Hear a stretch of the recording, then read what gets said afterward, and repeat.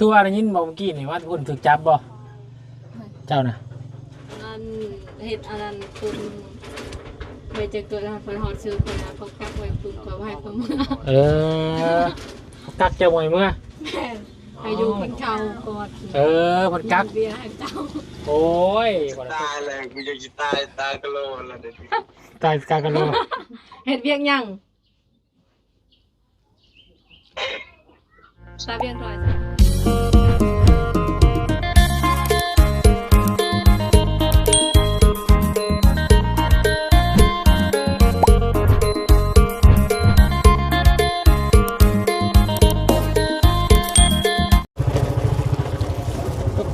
ตึบโอ้ยแดดโอ้แดดห่อนได้พี่น้องเอ้ยห่อนดิโอ้ยเกือบขาดมากนี่เฮ็ดอีกแล้วเกือบขาดเนาะเกือบมากัดเนี่ยพี่น้องมาเห็นนี่แล้วเอาได้มาแล้วสบายดีเอาหมากละมุดไปฝากลุงเฮิมก่อนพี่น้องเลยเจอไปจะมากัดฝากลุงเฮิมน้องบุตรเอาให้เพิ่นปีนขึ้นเชื่อว่าเราบุตรปีนได้กระโตอันจะปีนได้พอยอก็ต่อยเอาคือมาฝากพอเดียวพอได้มาเป็นไงกินแล้วอ้วนคอยก็ให้แล้วห่อนได้พี่น้องเลยหาเหรียญสงการเป็นยังนี่เนาะเอาวะไปจะเล่นสงการไปแล้วโมประธานลำเสียเขาต้องไปด้วยเขาลงก้อนมูนั่นแหละเขาหอนก้อนหมูคือว่าได้ยินบอกเมื่อกี้นี่ว่าคุณถูกจับบ่เจ้าน่ะเจ้าถูกจับฮะโมเดลมันถูกจับบ่คือว่าไปร่วมเมื่อกี้อยู่เย็นมาถูกจับอันนั้นเฮ็ดอันนั้นคุณไปเจอเกิดแล้วคนหอดซื้อคนนะเขากักไว้คุณก็ให้เขาเมื่อเขากักเจ้าไว้เมื่อแม่อายุคนเก่ากอดคนกักเบียร์ให้เจ้าโอ้ยพอตกใจว่าตัวถือกักถือจับหนูว่าไปเฮ็ดสมุนครัวโยงเฮียนรวมแล้วมันกักจับไว้ว่าจ้ะกักไว้อยากให้ยิงเมียนก็ว่าจากอันเจ้าเห็ดแล้วเจ้าก็เมื่อเลยบ่อยู่แล้วบ่ยังน้ำเมื่อกี้ตกใจว่าพี่น้องที่บ้านถือจับขอหาอย่างนะจับให้ปุ้มไปโอ้ยอย่าเรา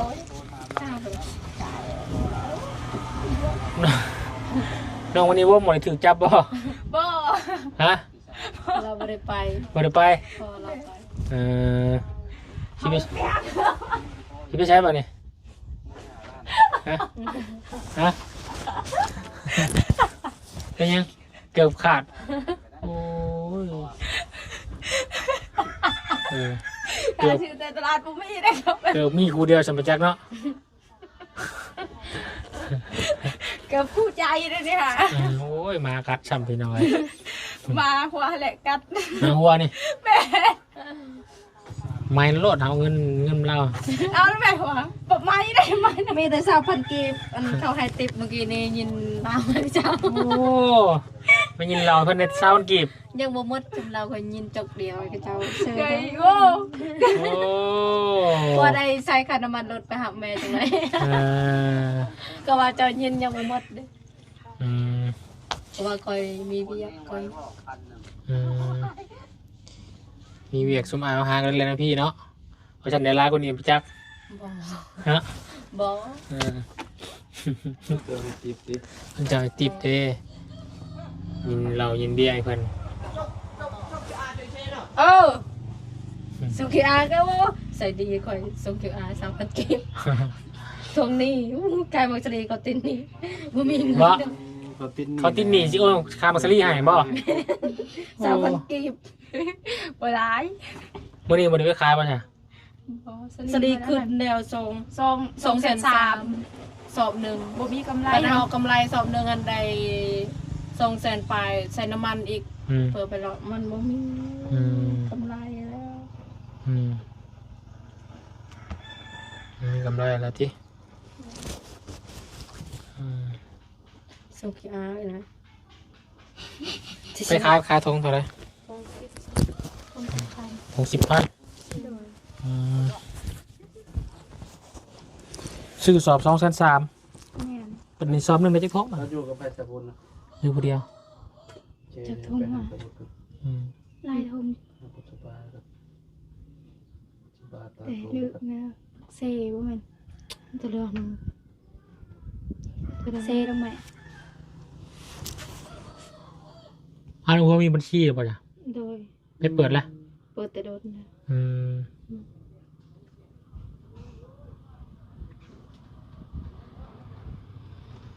เปิดบัญชีแต่โดนแล้วหนองหัวนะ น้องสาวคู่อะไรไปเปิดแล้วเปล่ายังอยู่ เปิดแล้วมีเงินเดือนแหละเนาะเปิดคน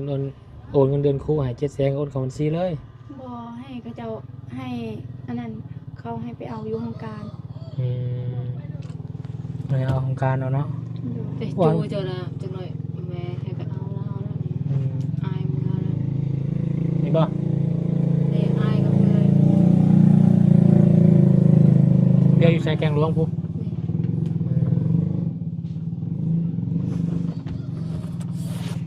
จะหน่อยก็มีหมู่แล้วปีหน้าเนาะสาวคู่2 คนพอแห้ง จากสิรอดหรือสินะ รอจีดอก พอดีเด็กน้อยตีหัว นี่พอนั้นแอบไปนั่งไห้ผู้เดียวสอนหน่อยมาบอกฟังไปนั่งเลือดใจไห้ผู้เดียวโอ้ พอดีเด็กน้อยตีหัวเลือดตีหัว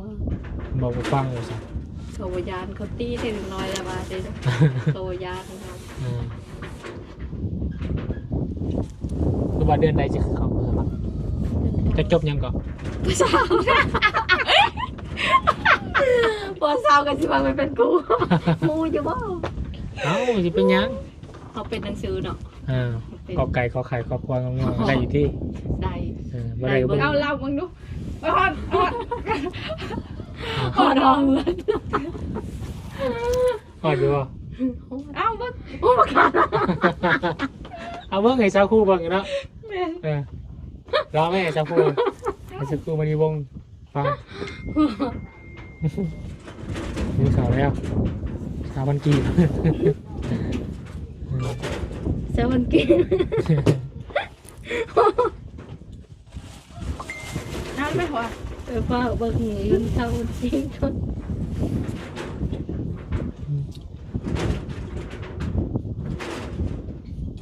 ถ้าว่าผ่านฮอดก็ไก่ฮอดเฮือนนี่คือว่าผ่านเนาะสาวคู่เนาะถ้าว่าผ่านตอนนี้เดี๋ยวเรียนมาใหม่มีสอนคน ไปเข้าข้อหนึ่งใหม่ ไปแค่น้องบุตรก็ได้ ได้ ฝากอันนี้ไว้นะ เห็นเล่า ได้แล้วจะเป็นในครูได้ก็ไก่ข้อไข่ก็ขวด เขาเคยงงจะจับทำไมหมอเล่าแต่ก็ไก่ ก็ไก่ข้อไข่ ขอบ่จื้อแล้วขอบ่จื้อแล้วใส่บ่จื้อก็จื้อสมองก็จับดี ลองเบิ้งผ่านอยู่บ่ ก็ไก่ขอไข่ขอควายงงจะจอกจะเสือจะตางเงินดอเด็กดอตารอระดาต่อทุก โลดาดาร อระดาต่อทุกตอลีงองอจะประมาณ บ่ผ่านช่ำบาทเรียนไม่โลด ไปเข้ามาหนึ่งไหมไปเข้าอนุบาลไหมว้าวสิว่าไปเป็นครูบ่ได้แล้วนี่ ว่าคือสอนอนุบาลของครูสอนเป็นสอนแบบไหน สอนตามปึ้มแหละโอ้เขาจับปึ้มเขาก็หูกันนี่ดดเลยบ่ได้เก่าเรียนเขาก็ลืมเนาะ คือกันรู้กันยังเล่าอะไรกัน หนังสือเขาไม่ยังเขาก็อ่านเป็นแต่บ่เป็นแต่ภาษาอังกฤษ ชื่ออ่านเป็นมันจะไปก็ไกลภาษาอังกฤษอ่ะบุ้งภาษาลาวภาษาไทยบุ้งหูในภาษาไทยหูในเที่ยวอ่านได้บ่ภาษาไทยอ่านได้ตัวเก่งสุดเลยนะยอมตัวเองจ้ะเอาภาษาพันหูมาภาษาไทยภาษาอย่างเนาะพันหมู่มันเก่าวันออกผู้หาอีหยังกับหูเฮาก็ถึงมายอมตัวเองบ่ยอมไปพอโนฮอร์โมนเนาะไปโตไปเศร้าโนฮอร์โมนมาสุกมาเศร้าเอาก็ให้ยิ้มแน่ไปที่เศร้าตลอด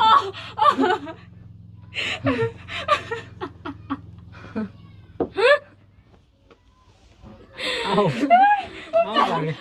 เศร้าตลอดจนเป็นโรคซึมเศร้าได้สมองแตกเขียนลายไอ้ด้วยไอ้ด้วยสมองแตกเลยครับมั่งเจ็บหดไซ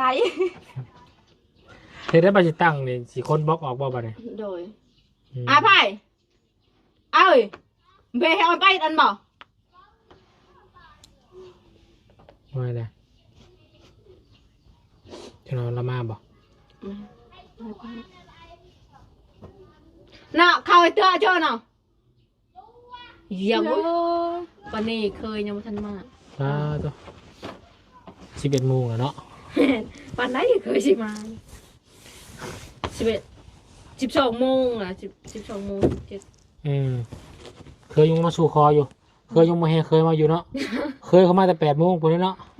8 โมง9 โมงแล้วเคยอันนี้12 โมงยังมาต้องใช้เคยขามเซยังไม่ได้จักนี่น่ะเมืองพีทนี่ไก่มันเจียนมันละโกนละโกกองพีทครับโอ้บอสอนหอดเวียงอะไรบอสอนเราไปเวียงล่ะนี่เราถ่ายตอรี่นี่เราไปเฮ็ดเวียงต้นไหนเราประตูไซประตูไซว่าเราโทรหาเราก่อนโอ้เราไปตอนไหนนี่คิดฮอตอนอยู่เวียงเนาะไปเล่นแถวประตูไซแถวคลองแถวถัดหลวงฮัลโหลมึงถัดหลวงเป็นยังสบายดีน้องสอนสบายดีโอ้อยู่ไสนี่เฮ็ดเวียกแล้วเฮ็ดเวียกชักนอนอยู่นอนกูจะตายแล้วอยู่ไสน่ะอยู่เวียงเลยยังคือนอนอยู่กองอิฐนี่กูจะตายเลยกูจะตายตากะโลแล้วเดี๋ยวตายกากะโลเฮ็ดเวียงยังตาเวียงถอยสังเพื่อนตาไปกรอบเลยบุ้ยปนัยปุชลีปลาเลยแย่ศิลากินหนึ่งจะทายตายงานเลยยายเงียบเหมือนเดิมเขาไหนเป็นเปล่านัดที่แย่ศิลาละจะทายตายงานมันก็จูบเงินเดือนศิลาบ่กันก็อยู่คนนี้หมดเงินศิลาไปค่ารถอันนี้แพงแล้ว300,000พุ่นเขาปรับขึ้นเงินเดือนศิลาถือเงินไปศิลาหมดแล้วหมดในนอนพักเงินมูเฮา4 คนเนี่ยผู้ละล้านเนี่ย4 ล้านหมดตากโลเลยเห็นงานก่อสร้างบ่เนี่ยจะเป็นบ้าเดี๋ยวนี้เงินบ่มีจะกินนี่เพิ่งพี่น้องบังเราให้เวียกก่อนไปให้เจ้าเบิ่งโอ้ยเราบุญเลยคอยจะตาค้างแล้วดิเบิ่งนี่จอดเล็กนี่งานจอดเล็กนี่พ่อเอ้ยแม่เอ้ยเรียนในชุดจะได้อยู่ที่ตึกสูงตึกสูงเหรอสูงพอสิโธ่ เล็กนี่เห็นบอกคุณจอดเล็กตายเลยคอย ตายแล้วก่อน เดือนเท่าไรปัญหามื้อเท่าไร อยู่ชั้น5 มื้อแสนห้า เดือนนึงเท่าไหร่ โอ้ยมาเดือนนี่ก็เมื่อแล้วคอยได้แต่เงินค่าจ้างรถไปซื้อพอนะอยากได้ลายนะเบิ่งนี่จอด มื้อก็ล้านหา คอยก็ล สาม บ มื้อ แล้ว 3ล้าน คอยลบแล้วลบแล้วเทินแล้วจอดเล็กอยู่ทางจอดแล้วก็ทางไซเล็กนี่จนชิตายแล้วคอย ตัว นี่เลยนี่ กินอยู่น้ำเพิ่นบ่ โดยเมื่อยเฮ็ดเวียกนี่หนักโทษเวียกคอยเฮ็ดตะกี้บ่ได้นักดอกปันนี่จอดเล็กนั่นดีนี่เล็กตัวนั้นเด้จอดเมื่อกี้นี่ย่อเสานี่เสาตัวนี้ย่อขึ้นต่อเล็กนี่ต่อเล็กนี่ถึงสิตายคอยจนตายคลูหมดแล้วตายครู คือไม่เคยขึ้นมาสิไปลิ้นม้วนไปซื้อบ่ได้คิดสิไปเฮ็ดเวียกขึ้นมาสิไปลิ้นม้วนไปเบิ่งอันนั้นยังนะถาดยังนะถาดหลวงถาดยังนะถาดหลวงถาดหลวงพวานบ่เคยก็ได้เบิ่งแล้วขึ้นมาสิไปเบิ่งแล้วก็มื้อไปเบิ่งม้วนนี่ซื้อแล้วคือได้ไปเฮ็ดเวียกบ่นี่เคยจะขึ้นก็ได้ก็บ่รู้ครับส่งเด้อบัดเอามือ400,000พันแบบมันบ่ได้เฮ็ดแล้วถ้ามันให้สุเอามาฮอดพิมพ์ว่าบ่มีงานบ่ตัวนี้ค่านี่มือชั้น5ก็เฮ็ดเบิ่งตากแดดนี่พักผ่อนซั่นนี่ใบมูเขาใหม่บ่โดยมือ400,000ก็ให้เขาบ่ได้เฮ็ดแล้วเขาฝากเวียกจำเป็นแล้วเฮาบ่มีงานเฮ็ดเราต้องเฮ็ดเลยอยากสิมื้ออื่นซื่อนะพอนะเขาได้มีเงินค่าจ้างรถมาติบ่มีเลยเงินผู้ละล้านนึงเอาไปแต่เฮือนบ่มีจักเก็บอยู่ในถุงไปกับหมู่4คนหมู่ก็เฮ็ดเวียกนำกันนี่บ่เงินแต่เฮือนยังเหลือแต่25,000เบิ่งอยู่ถุงคนพยายามอันตรายเดี๋ยวนี้จะจบซ้ำได้เลยยังเหลือสายคักบาดสิรอดลงใครแน่แต่ว่ากินข้าวอยู่นำเพิ่นเนาะข้าวบ่ซื้อกินบ่ข้าวน่ะบ่ได้ซื้อเรากินข้าวนำเพิ่นนอนนำเพิ่น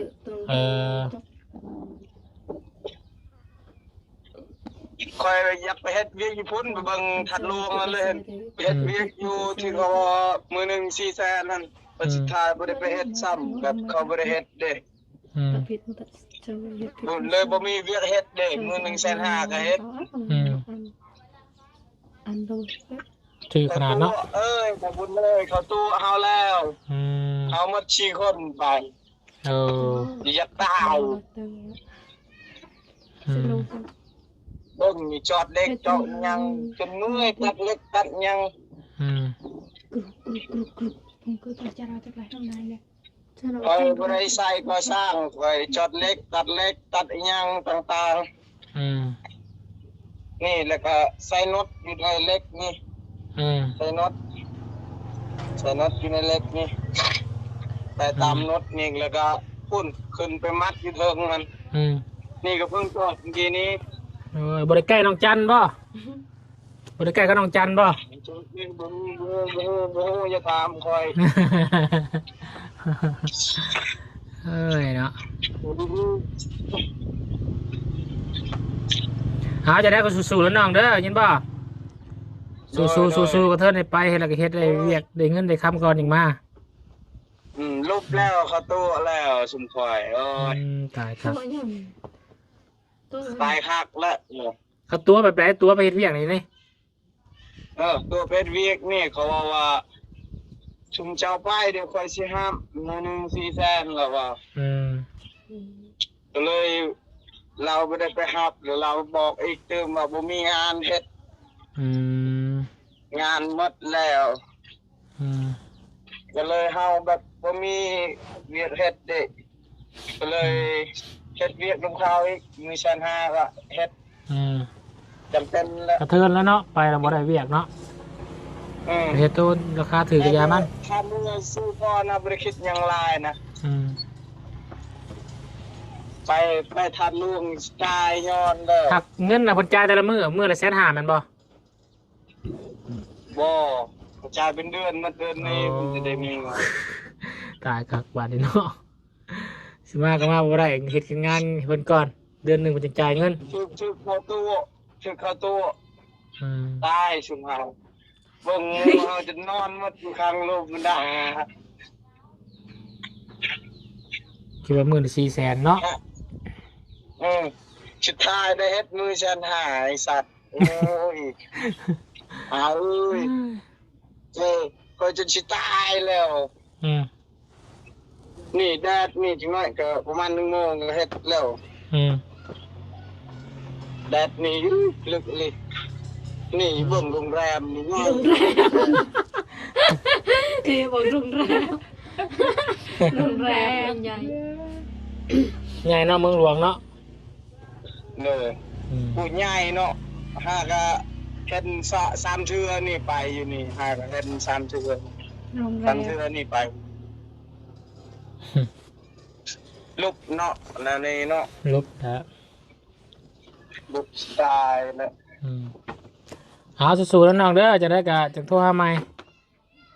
ได้เอาดีๆไม่แห้งสู้ๆฝากกันเป็นแรงนึงเพราะว่าสู้ๆเด้อสิสู้ๆเด้อบอสวาสนาติดตัวเอาโอ้ยไม่ถือกหักจะดีไม่จะถือตัวถือหักพอทนถือตัวพอเลยตายคักป่าพี่น้องเอ้ยน้องสอนถือตัวน้องหัวถือจับถือกักโทรหาน้องเพิ่นพี่น้องต้องไปฮอดเวียงเขาเนาะนี่แหละพี่น้องเนาะไปเมืองหลวงกะดีอย่างนึงเนาะแต่ก็บ่ดีอย่างนึงที่ว่ามันถ้าว่าถือบอลงานดีแค่นี้เนาะงานบ่ดีก็ยากแล้วพระชายันเขาก็ไปหับแม่เนาะพาพี่น้องก่อนจ้ะสบายดีพี่น้องเนาะคลิปนี้กูมียังไลน์เนาะมันเราอันไหนฟังก็ไก่ขอไก่ก็ไข่กับตู้เนาะโอ้โหอยู่ดีแม่สิอยากเป็นครูเอาลองเบิ่งแค่เขาสมัครเลยเป็นยังดอกดีกว่าเขามาเรียนอย่างนี้เนาะดีกว่าอยู่ละเงินเดือน700,000พอได้เบิดเดือนละซื้อข้าวกินเขาก็เบิดแล้วสู้ๆเอาน้อง2 คนเด้อบ๊ายบายพี่น้องไปพี่น้องเนาะทำเวลาก่อนนี่มากินข้าวกินน้ำกันบ้านเนี่ย